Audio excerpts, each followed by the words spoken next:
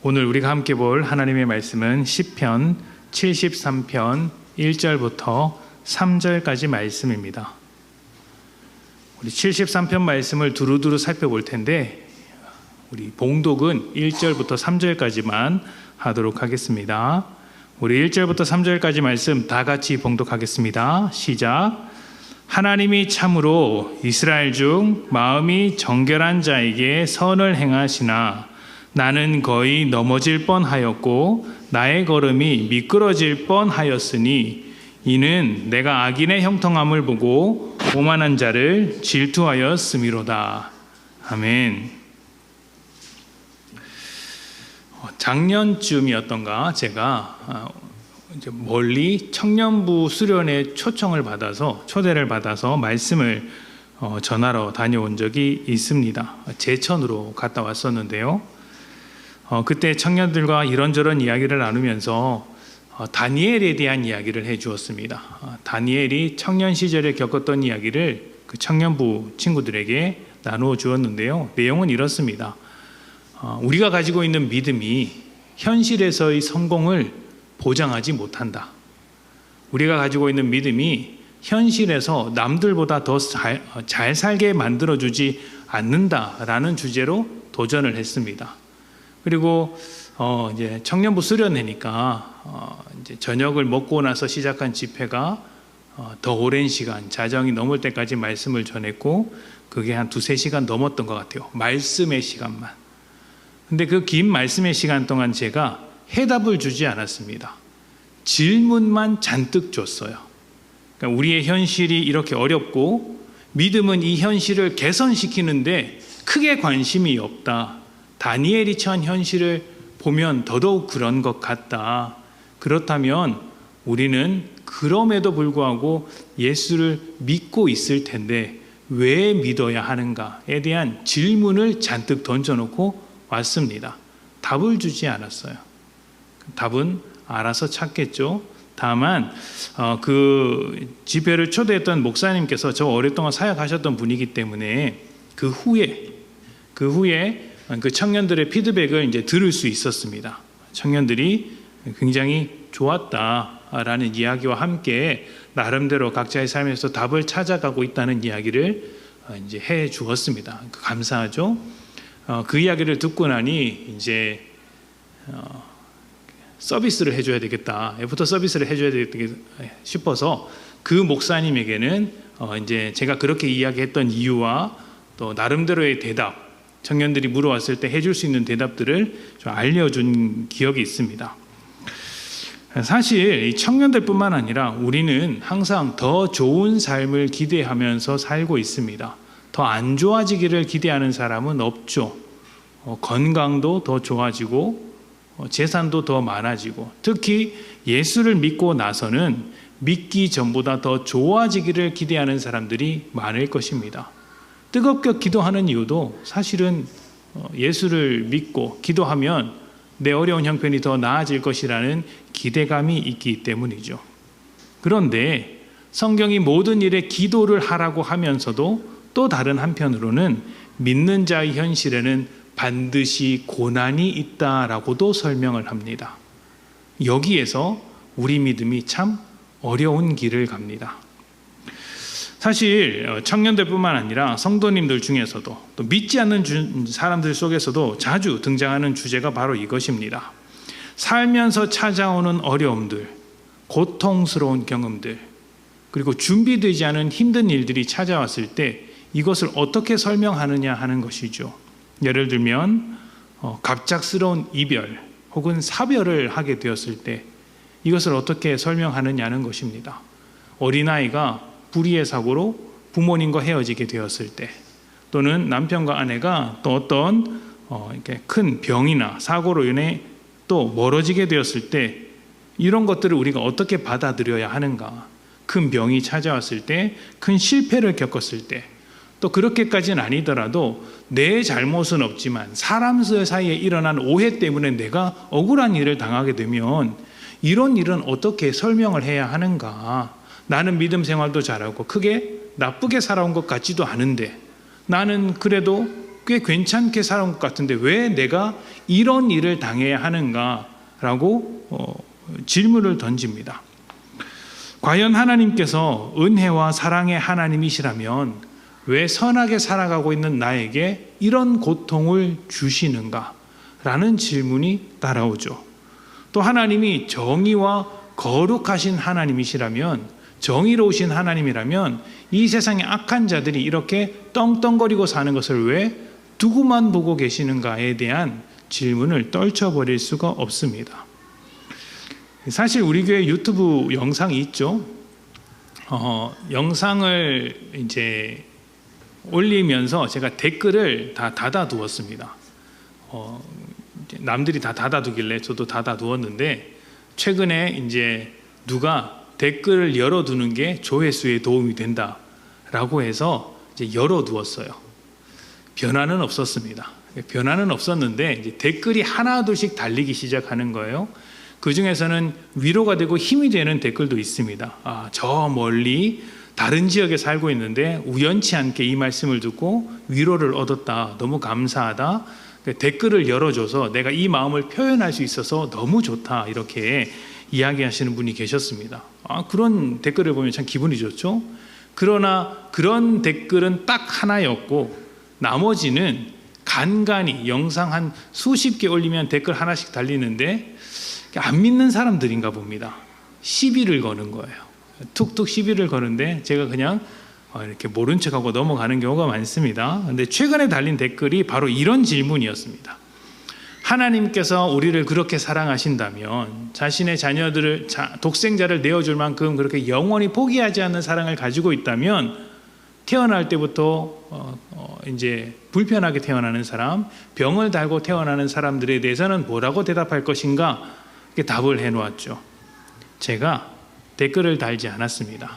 만약 그분이 그러한 호기심을 진정으로 갖고 우리 교회 말씀을 꾸준하게 들었으면 아마 그 댓글을 달고 한 이틀 뒤쯤에 새벽 예배 말씀 중에 그 답을 조금은 들었을 것입니다. 그런데 안 들었겠죠. 당연히 안 들었겠죠. 제가 그 댓글에 답을 하지 않았던 이유는 그 짧은 댓글란에 답을 하기도 어렵고 또 불필요한 논쟁으로 빠지기 쉽기 때문입니다. 댓글창은 깊이 있는 이야기를 다루기에는 조금 적절치 않죠. 하지만 이런 궁금증은 저를 비롯해서 우리 모두가 안고 있는 것입니다. 풀리지 않는 숙제와도 같죠. 그래서 내가 전도를 하려고 했을 때 이런 질문을 받게 되면 턱턱 막히게 됩니다. 그래서 정말 어떻게 대답을 해줘야 할까 고민이 되기도 하죠. 이런 궁금함을 넘어서 호기심을 넘어서 우리의 믿음을 뿌리채 흔들기도 합니다. 정말 하나님께서 살아계신 하나님이 맞는가 하는 것이죠. 그리고 오늘 우리가 읽은 시편 73편의 시편 기자도 사실 이 문제 때문에 믿음이 흔들렸던 사람입니다.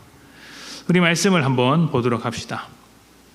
1절부터 3절입니다. 다시 한번 제가 봉독한 것을 읽을 텐데요. 악한 자들이 형통한 것을 보면서 이 시편 기자도 총 3번의 위기가 찾아왔습니다. 1절부터 3절인데요. 먼저 첫 번째 위기입니다. 하나님이 참으로 이스라엘 중 마음이 정결한 자에게 선을 행하시나, 하나님은 우리가 이렇게 선을 행하시는 분으로 알고 있었다라는 거예요. 하나님께서 이렇게 선을 행하시며 거룩하시고 정의로운 분이시다, 이것을 내가 알고 있었다. 그런데 현실은 어떻습니까? 2절부터 이어지는 거예요. 나는 거의 넘어질 뻔하였고 나의 걸음이 미끄러질 뻔하였으니 이는 내가 악인의 형통함을 보고 오만한 자를 질투하였음이로다. 아멘. 선하신 하나님을 믿고 살아왔지만 현실은 그것과 정반대였다는 것입니다. 악한 자들이 승리하는 것이 보인다는 것이죠. 그러니까 마음이 어떻습니까? 질투할 정도라는 거예요. 야, 저렇게 사는 것이 부럽다, 저렇게 사는 것이 훨씬 더 나아 보인다 라고 생각할 정도였다는 것입니다. 그러니 어떻게 되겠습니까? 하나님이 정말 살아계신 게 맞는가? 하나님은 선하신 하나님이라고 하는데 왜 저 악한 자들을 그냥 내버려 두시는가? 교회 다니는 나는 마음고생하고 교회 다니지 않는 저 사람들은 왜 편하게 사는가? 이 신앙이라는 것이 모순이 아닌가? 하나님이 모순된 존재가 아닌가? 하나님은 정말 공정하신가? 우리가 믿을 만한 분인가? 라는 그런 질투, 그런 고민들을 안게 되는 것이죠. 그래서 2절에 보면 나는 거의 넘어질 뻔하였고 미끄러질 뻔했다. 큰 위기를 겪고 있다라고 이야기를 하고 있습니다. 제가 방금 청년부에서 초청했던 목사님이 전도사이던 시절에 새벽 예배 차량을 운전하러 갔다 오는데 제가 혼자 갔다 오면 심심하니까 그 전사님을 데리고 갔다 온 적이 있었습니다. 못된 심보죠. 쉬게 두면 되는데 저 혼자 갔다 오는 게 심심해서 어딜 목사가 운전하는데 이러면서 이제 따라와. 그래서 이제 한 40분 되는 거리를 왔다 갔다 한 적이 있었습니다. 그래서 이런저런 이야기를 하는데 그곳이 이제 수원이었어요. 수원에는 우리나라의 아주 큰 기업이 이제 그 전자 기업이 있는데 새벽 4시, 3시가 돼도 그 빌딩 본사에 불이 늘 켜져 있었거든요. 그 직원들이 우리 교회에도 있었습니다. 제가 다녔던 교회도 있었는데 이제 거기 앞을 지나가면서 전사님이 이야기하는 거야. 와, 우리도 새벽에 일하고 저분들도 새벽에 일하는데 왜 우리는 이렇게 돈을 못 법니까? 심각한 고민을 하고 있는 것이죠. 제가 대답을 했습니다. 부러우면 그만두고 저기 입사를 해. 못하죠. 믿는 자들은 왜 이렇게 힘들게 살고 믿지 않는 자들은 왜 이렇게 잘 사는 것 같은가? 믿는 자들은 고난이 찾아오고 믿지 않는 자들은 왜 이렇게 짐을 덜어서 편하게 살아가는 것 같은가에 대한 질문을 사역자들도 합니다. 그러니 성도님들은 오죽하겠어요. 믿음이 뿌리째 흔들리만 하는 순간이 자주 찾아오는 것이죠. 또 하나의 위기가 찾아왔습니다. 13절입니다. 하나님에 대한 어떤 모순점, 모순이라고 생각할 만한 것들이 마음속에 들어오자 또 이렇게 생각이 번져갑니다. 13절, 내가 내 마음을 깨끗하게 하며 내 손을 씻어 무죄하다 한 것이 실로 헛되도다. 아멘. 내가 열심히 믿음 생활하고 교회 다니고 기도하고 예배드렸던 순간들이 아무것도 남는 것이 없더라. 헛되도다 하는 것입니다. 나는 거룩하게 살았지만 가진 것이 없고 저 악한 자들은 악한 일을 하면서 살았는데 형통하게 되더라. 그러면 내가 지금까지 이렇게 열심히 선하게 살아온 것이 무슨 의미가 있는가? 헛되도다 하는 것이죠. 믿음으로 살았지만 여전히 내 삶의 고통이 반복되고 있습니다. 보상이 없어요. 그러니 답답하죠. 회의감이 들지 않겠습니까? 교회 나오고 싶지 않겠죠. 이런 것을 우리는 영적인 탈진 상태라고 이야기를 합니다. 또 영적인 무기력에 빠졌다라고도 하죠. 아무런 것을 가지지 못했으니 손에 잡히는 것이 없으니 그냥 다 헛되다고 생각하는 것입니다. 여러분 사업을 하다 보면 그런 경험이 있습니다. 사업하시는 분들은 아실 텐데 수익이 나지 않고 빚만 들어가는 상황이 있습니다. 제가 이 교회를 개척하기 이전에 한 5년 정도 그 개척교회에서 함께 사역했던 이제 분들이 계십니다. 큰 꿈을 안고 개척을 했었습니다. 나름대로 우리는 잘하는 사역자다라는 어떤 이제 약간은 오만한 생각을 가지고 무엇을 먹고 살까 고민을 하다가 만두 가게를 하자. 이렇게 해서 개척함과 동시에 만두 가게를 시작했어요. 한번 생각해 보세요. 평생 사역만 하던 3명의 이제 저랑 저희 선배 2명이 메인으로 하고 또 다른 분 한 분이 도와주셨어요. 3명이었는데 평생 사역만 하던 그 2명의 남자, 3명의 남자가 장사를 시작했습니다. 그것도 장사에 모든 것을 매진하는 게 아니라 사역을 하면서 장사를 했어요. 그러니까 그 사역이 잘 되길까요? 안 되죠. 맛있는 만두를 만들었다고 한들 음식을 잘 만드는 것으로 끝나는 게 아니니까 잘 될 리가 없잖아요. 상황이 안 좋아지는 거예요. 버는 것은 애매하고 넉넉하게 버는 것도 아니고 아예 못 버는 것도 아니고 아주 애매하게 벌고, 그런데 거기를 유지하고 생활을 하려면 빚이 늘어나고, 그런데 그걸 포기하자니 대안은 없고, 그러니까 붙들고 놓을 수도 없는 상황에서 악순환이 계속되고 있습니다. 어떻게 될까요? 이러다간 다 죽겠다 싶어서 사역도 안 되고 장사도 안 되겠다 싶어서 3개월 정도 되었나? 그냥 문을 닫아버렸습니다. 큰 손해가 났죠. 그때 실족했던 분이 지금 다른 곳에서 개척을 열심히 하고 계십니다. 우리의 믿음이 그렇게 되는 거예요. 빚만 들어가는 사업을 하는 상황과 같아지는 거예요. 손에 쥐는 게 없으니까 어떻습니까? 하고 싶지 않은 거예요. 빨리 문 닫고 싶은 거예요. 그런데 문을 닫으면 내게 해답이 없으니까 그래도 하나님은 붙들고 있는 상태, 신앙에 어떠한 도전도 없이 무기력하게 습관처럼 신앙생활하는 상태가 되어버리는 것이죠. 교회는 다니는데 아무런 기대감이 없이 이걸 내가 왜 하는가, 손에 쥐는 게 없는데 라는 생각을 하는 게 지금 이 시편 73편에서 나오는 시편 기자의 상태입니다. 그리고 나서 이렇게 또 넘어갑니다. 14절부터 16절입니다. 우리 같이 읽어볼까요? 시작. 나는 종일 재난을 당하며 아침마다 징벌을 받았도다. 내가 만일 스스로 이르기를 내가 그들처럼 말하리라 하였더라면 나는 주의 아들들의 세대에 대하여 악행을 행하였으리라. 내가 어쩌면 이를 알까 하여 생각한즉 그것이 내게 심한 고통이 되었더니. 아멘. 나는 종일 재난을 당하며 아침마다 징벌을 받았다라고 이야기를 해요. 그리고 16절에 보면 심한 고통이 되었다라고 이야기합니다. 아무리 왜 세상은 이런 것입니까? 왜 믿음 생활 하는데도 하나님 내 삶은 이렇고 믿지 않는 자들은 왜 잘 되는 것입니까? 왜입니까? 라고 이야기를 해도 답을 주지 않아요. 그러니까 이런 생각을 하는 것 자체가 고통인 거예요. 내가 하나님을 이해할 수 없고 내 삶에 잡히는 것 없는데 여전히 나는 이 의문점을 해결할 수 없습니다. 그래서 아침마다 고통스러워요.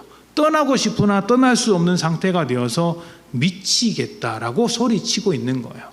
이런 상황이 되면 여러분 우리의 삶에 말씀이나 기도나 위로가 아무런 도움이 되지 않아요. 꼴 보기 싫어요. 내가 이렇게 힘들고 하나님에 대해서 회의감을 가지고 있는데 신방을 찾아오거나 전화를 하거나 하면 지금 그런 이야기를 듣고 싶지 않습니다라는 이야기를 하시는 분이 꽤 많습니다. 그런데 하나님을 떠날 수는 없고 답답한 것이죠. 믿음이 죽어가는 것입니다. 그러면 왜 이런 문제들이 생기게 될까요? 왜 우리는 자꾸 이런 하나님에 대하여 모순이라고 생각하며 또 현실에 드러나는 이런 악한 자들의 형통을 보고 답답해하는 것일까요? 사실 이 시편 기자가 가지고 있는 가장 큰 문제점은 악인들이 형통한 것도 아니고 또 자신들이 믿음으로 말미암아 고난을 당하고 있는 것도 아닙니다. 그 눈앞에 보이는 현실이 전부라고 생각하고 있는 것입니다. 내 눈앞에 보이는 현실, 내가 당하고 있는 이 상황을 기준으로 하나님의 모든 일하심을 판단하고 있었다는 거예요. 내 눈앞에 보이는 게 전부다라는 겁니다. 지금 어려운 길을 가고 있으니, 내게 지금 어려운 일이 찾아왔으니 하나님은 못 믿을 하나님이야. 하나님을 신뢰할 수 없어. 하나님은 언제나 나에게 좋은 인생을 주셔야지 왜 나에게 이런 어려운 일을 주시는가? 지금의 상황만을 가지고 영원하신 하나님을 판단하고 있는 것이죠. 여러분, 아이의 손을 붙잡고 예방주사를 맞으러 가본 적이 있습니까? 아이들이 주사를 잘 맞던가요? 어머님, 제가 오늘 주사를 맞겠습니다. 쿡! 아야, 아프군요. 감사합니다. 이렇게 말하는 아이가 있습니까? 없죠. 주사를 맞는 그 순간에는 아이는 부모를 원망합니다. 나는 지금 아프지도 않은데 왜 주사를 맞아야 합니까? 왜 약을 먹어야 합니까? 왜 병원에 가야 합니까? 이해를 못합니다. 비명을 지르고 부모를 원망하죠. 이런 상황과 비슷합니다. 부모의 입장에서는 어떻게든 주사를 맞추고 아이를 건강하게 만들어야 합니다. 그 과정을 다 알고 있죠. 그리고 아이가 건강하기 위해서는, 건강이라는 결과를 얻기 위해서는 때로는 이 아픈 주사를 맞아야 한다는 것도 압니다. 그래서 아이가 반항하더라도 손을 붙잡고 병원으로 데리고 가는 것이죠. 물론 윽박을 지르기도 하지만 때로는 맛있는 거 사줄게 하고 살살 이렇게 구슬리기도 하잖아요. 하나님도 그렇게 하신다는 것입니다. 부모와 아이 사이에서 실랑이가 벌어지듯이 하나님께서도 우리의 어떤 완성을 향해서 때로는 그 고난이라는 현실 속에서 살게끔 만드신다는 것이죠. 그래서 우리는 현실을 기준으로 영원하신 하나님을 판단하려는 오류를 저질러서는 안 됩니다. 여러분, 미술 작가가 작품을 만들고 있습니다. 그런데 평론가가 와서 이제 한 100일쯤 만들어야 완성되는 작품을 3일째 와서 판단한다고 하면, 그리고 그 작품을 보면서 작가가 구슬땀을 흘리고 있는 모습을 보면서 이것은 굉장히 힘들게 만들고 있지만 아무런 가치가 없다라고 판단한다면 그 평론가의 평론은 정확한 것일까요? 그렇지 않습니다.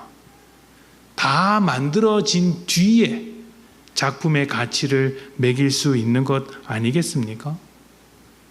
현재만을 가지고 하나님을 판단하게 된다면, 현재 지금 내게 벌어진 이 일을 가지고 나의 삶에 어떤 결론을 내려고 한다면 큰 문제, 큰 오류에 빠질 수 있습니다. 성경에는 그런 오류에 빠진 사람들이 꽤 많습니다.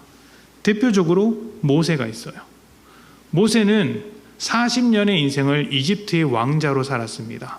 그때는 잘 살았습니다. 승승장구했고 부족할 것이 없었고 자기의 힘으로 이스라엘 민족을 구원할 수 있다고 믿었습니다. 그러나 크게 실패했죠. 그리고 나서 광야로 들어가 불황자와 같은 인생을 40년 살았습니다. 나이 80이 되었어요. 성경이라고 해서 우리와 다르지 않습니다. 나이 80이면 힘이 없어요. 그런데 하나님은 그때 찾아왔습니다. 모세가 무슨 생각을 했을까요? 하나님께서 너를 통해 이스라엘 민족을 구원하겠다고 하셨을 때 모세는 무슨 생각을 했을까요? 거절했습니다. 나는 지금 불황자이고 실패자입니다. 이집트로 들어가면 나 살인죄 때문에 죽을 수도 있습니다. 내가 어떻게 바로 앞에 서겠습니까? 나는 말도 못하고 능력도 없고 아무것도 아닌 존재니 다른 존재를 데려다가 쓰십시오 라고 했던 게 모세입니다. 그 당시의 모습은 그럴지 모르나 하나님은 모세의 처음과 끝을 다 계획하고 계신 분이셨어요. 그래서 네가 지금 그렇게 모자랄지라도 나는 너를 통한 계획을 가지고 있기 때문에 그 부족한 자리에서도 너를 사용하겠다 하신 것이죠. 그래서 그 현재의 모습으로 내 인생 전체를 판단하는 것은 잘못된 것입니다. 또 다른 사람들이 있어요. 예수님의 제자들이죠. 제자들은 예수님께서 잡혀가는 그 순간 잡혀가는 현실만 보았습니다. 예수님께서 그동안 말씀하셨던 죽음과 부활에 대한 생각을 전혀 갖지 못했어요. 하나님의 크신 계획이나 소망도 가지고 있지 못했습니다. 그래서 잡혀가는 그 현실만 바라보며 모든 것을 포기했고 도망쳤습니다. 그러나 예수님은 어떻게 하셨습니까? 도망친 제자들을 찾아가셨어요. 왜 찾아가셨습니까? 그들은 현실을 보았지만 예수님은 제자들을 통한 계획이 있었기 때문이죠. 제자들의 현재, 포기하고 도망쳐서 숨어있는 제자들의 현재 모습만을 보신 것이 아니라 하나님께서 이루실 그 영원한 계획을 알고 계셨기 때문에 그 현실을 현실로 판단하지 않으셨던 것입니다. 하나님께서 우리가 가지고 있는 그 왜라는 질문에 대답하지 않는 이유는 무엇일까요? 사람이 유한한 존재이기 때문입니다. 제한되어 있는 존재이기 때문이에요. 우리는 습관적으로 오늘이라는 관점으로 하나님을 해석하려고 합니다. 시간 안에 갇혀 있기 때문이겠죠. 우리는 시간을 벗어나서 생각하는 것이 굉장히 어렵습니다. 사실 이 왜라는 질문은 필요한 질문이에요. 하나님, 우리에게 하나님의 뜻을 알려주십시오. 하나님은 어떤 분이십니까? 이렇게 왜라는 질문은 필요하지만 자칫 이 왜라는 질문이 끝나지 않는 질문의 소용돌이 속으로 이렇게 끌어갈 때가 있습니다. 이런 것은 하나님을 알아가는 것이 아니에요. 자기 정당화의 논리를 만들어내는 것이며 공허한 논쟁을 벌이는 것입니다. 그냥 말의 쳇바퀴를 돌리는 것일 뿐이에요. 하나님을 알아가는 것이 아닙니다.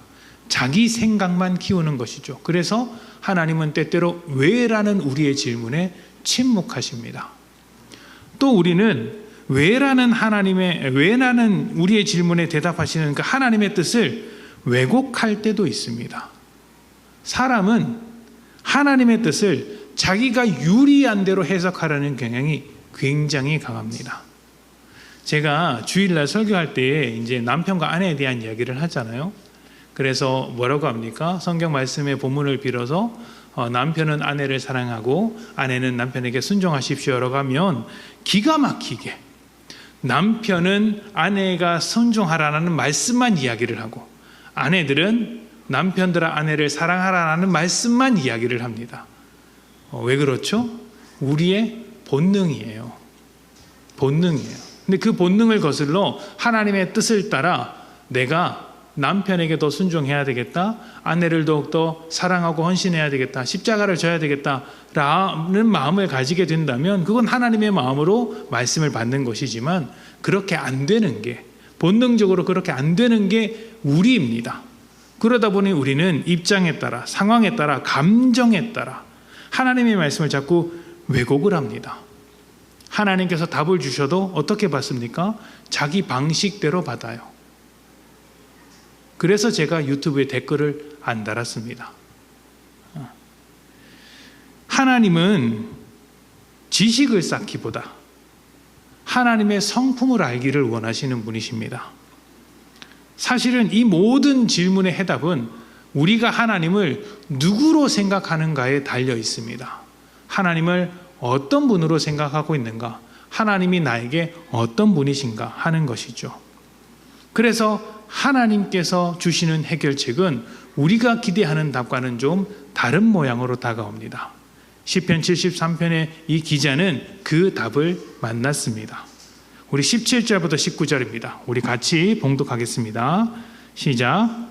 하나님의 성소에 들어갈 때야 그들의 종말을 내가 깨달았나니 주께서 참으로 그들을 미끄러운 곳에 두시며 파멸에 던지시니 그들이 어찌하여 그리 갑자기 황폐되었는가 놀랄 정도로 그들은 전멸하였나이다. 아멘. 시편 기자가 보고 있는 현실은 어떤 현실이었죠? 악한 자들이 승리하고 형통한 현실이었습니다. 그런데 그가 어디에 들어갔을 때에? 하나님의 성소에 들어갔을 때, 현실을 바라보는 것이 아니라 하나님의 성소에 들어가서 하나님과 가장 깊이 만나는 순간이 되자 비로소 그 현실 속에는 보이지 않던 하나님의 일하심이 보이기 시작하는 거예요.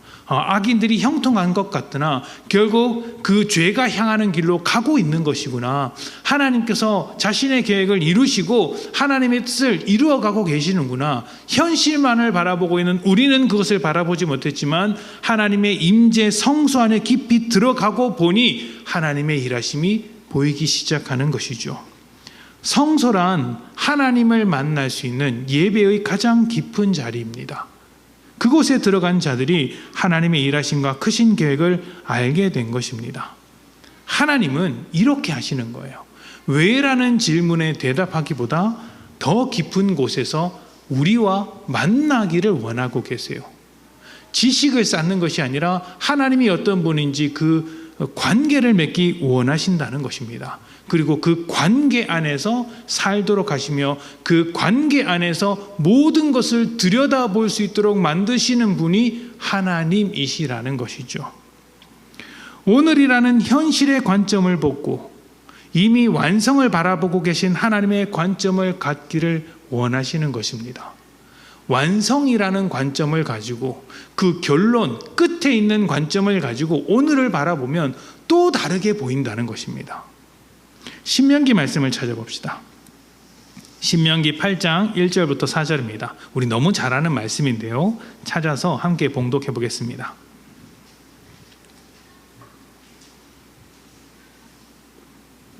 신명기 8장 1절부터 4절.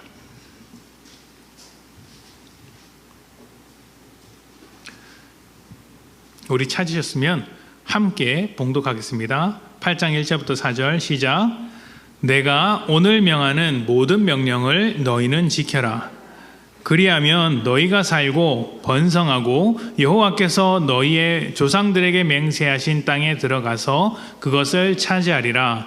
내 하나님 여호와께서 이 40년 동안에 내게 광야길을 걷게 하신 것을 기억하라. 이는 너를 낮추시며 너를 시험하사 내 마음이 어떠한지 그 명령을 지키는지 지키지 않는지 알려 하심이라. 너를 낮추시며 너를 줄이게 하시며 또 너도 알지 못하며 내 조상들도 알지 못하던 만나를 내게 먹이신 것은 사람이 떡으로만 사는 것이 아니요 여호와의 입에서 나오는 모든 말씀으로 사는 줄을 내가 알게 하려 하심이니라. 이 40년 동안 내 의복이 헤어지지 아니하였고 내 발이 부르트지 아니하였느니라. 아멘. 광야 40년 동안 이스라엘은 계속해서 불평했습니다. 광야 40년 동안 하나님을 의심했습니다. 광야 40년 동안 우상을 바라보았던 적도 있습니다. 그런데 그때 하나님께서 답을 주지 않으셨어요. 지금 우리가 읽은 신명기 8장 1절부터 4절의 말씀은 왜 광야를 건너와야 했는지에 대한 답이에요. 왜 광야를 건너와야 했는지에 대한 답. 너희가 2절에 보면 이는 너를 낮추시며 너를 시험하사 내 마음이 어떠한지 그 명령을 지키는지 지키지 않는지 알려 하심이라. 그리고 3절에 보면 너를 낮추시며 너를 줄이게 하시며 너를 알지도 못하며 내 조상들도 알지 못하던 만나를 내게 먹이신 것은 사람이 떡으로만 사는 것이 아니요 여호와의 입으로 나오는 모든 말씀으로 사는 줄을 내가 알게 하려 하심이니라. 이 말씀을 광야를 다 지나고 난 다음에 하신 거예요. 광야를 건너는 순간 이 말씀을 안 하시는 거예요. 만나를 주는 그 순간에는 그 말씀을 안 하시는 거예요. 광야를 다 지나오고 나서 하시는 것입니다. 하나님은 그 대신 뭘 하셨습니까? 광야를 지나오면서 그들과 동행하셨어요. 동행하면서 그들이 하나님을 경험할 수 있도록 의복이 헤어지지 않도록 하셨고 발이 부르트지 않도록 하셨습니다. 배고프다 할 때 먹을 것을 주시며 또 어려움 속에서도 때로는 넘어질 때 일으키시고 때로는 보살피시고 또 때로는 더 힘든 과정을 겪게 하시면서 하나님과의 관계를 만들어가는 그런 일들을 하셨던 것입니다. 그리고 이 모든 일이 끝났을 때 내가 이렇게 해왔던 것은 내가 너를 낮추기 위해서 사람의 말이 아니라 하나님의 말씀으로 살게 하려고 하신 것이다. 이렇게 해석해 주시는 것이죠. 광야를 시작할 때도 아니고 광야를 건너는 중간에서도 아니고 광야가 끝난 다음에 비로소 하나님의 관점으로 이 모든 사건을 들여다볼 수 있도록 이야기해 주시는 것입니다. 자, 그런데 아직 하나님과의 관계가 없을 때, 하나님을 전혀 알지 못할 때, 하나님의 성품도 모르고 하나님의 하나님의 일하심, 하나님의 능력도 경험하지 못한 채 처음 들어갈 때 이 이야기를 들었다면 이스라엘 백성이 그렇구나 했을까요? 그렇지 않습니다. 절대 그러지 않았을 거예요. 찾아온 고난과 고통이 이스라엘을 이스라엘답게 만드시는 크신 하나님의 계획의 일부였다는 것이 신명기 8장의 이야기였고 이것을 모세를 통해 이스라엘 백성이 받아들이게 합니다. 시편 기자가 악인의 형통을 보면서 몸부림쳤습니다. 그런데 그가 깊은 성소에서 하나님을 만났습니다. 하나님을 만나서 무엇을 찾았습니까? 그가 찾은 답은 왜 했습니까에 대한 답이 아니었어요. 왜에 대한 답이 아니었고 하나님을 만난 거예요. 하나님의 일하심, 하나님의 선하심, 그의 영원하신 계획을 다시 한번 발견하는 것입니다. 그리고 하나님의 눈으로 현실을 새롭게 해석하게 된 것이죠. 악인이 형통할지라도 그것이 끝이 아니라 하나님의 크신 일하신 가운데 일부분이다 라는 것입니다. 그래서 우리의 믿음은 언제나 왜라는 질문에 대답하기보다 함께 하시는 하나님을 경험하고 알아가는 것에 초점이 있습니다. 하나님은 우리가 충분히 경험하고 하나님의 때가 되어서야 이해되도록 하는 것들이 분명히 있기 때문이죠. 그래서 여러분, 믿음은 내가 다 이해해서 믿는 경우가 잘 없습니다. 믿고 나서 이해하는 경우가 생기죠. 여러분, 그렇지 않습니까?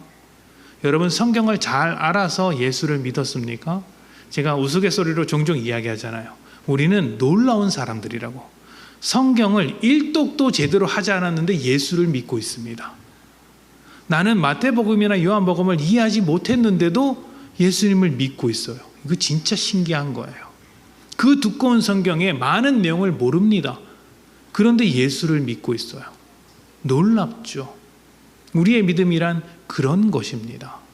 하나님과의 관계가 세워지고 그 관계 안에서 새로운 것들, 새롭게 해석하는 눈들이 생겨나는 것입니다. 그렇다면 우리는 왜라는 질문이 생겼을 때, 납득할 수 없는 현실을 바라보게 되었을 때 어떻게 해야 할까요? 답은 간단합니다. 우리 마지막 말씀 시편 73편 28절 말씀을 봅시다. 이렇게 고백할 수 있어야 해요. 우리 시편 73편 28절 말씀 다 같이 봉독하겠습니다. 시작. 하나님께 가까이 함이 내게 복이라. 내가 주 여호와를 나의 피난처로 삼아 주의 모든 행적을 전파하리이다. 아멘. 현실의 모순은 여전히 설명할 수 없지만 하나님과 동행하는 삶 속에서 하나님과의 관계 안에서 왜라는 대답보다 더 깊은 해답을 얻습니다. 그것은 하나님의 눈으로 현실을 새롭게 해석하는 것이죠. 세상은 바라볼 수 없으나 우리만 바라볼 수 있는 그 답을 얻게 되는 것입니다.